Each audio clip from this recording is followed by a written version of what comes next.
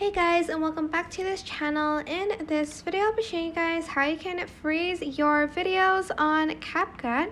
So it is actually super simple to do. You just have to select the clip. If you don't select it, it won't show up. So select your clip and then go to the part where you want to freeze it. So for instance, I want to freeze it here.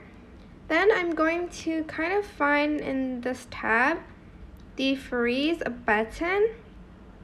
So there's this freeze button next to the reversed and next to motion blur. So I'm just going to select that, and as you can see, it froze the video. So there's like a picture, I guess, here. And yeah, that is basically it. I hope this tutorial was helpful for you guys. Don't forget to like, comment, share, and also subscribe to this channel if you haven't done that already.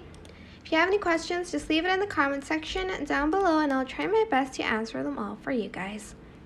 And if you found this video helpful, please click the thanks button above the description box down below. Thank you so much for watching. Bye!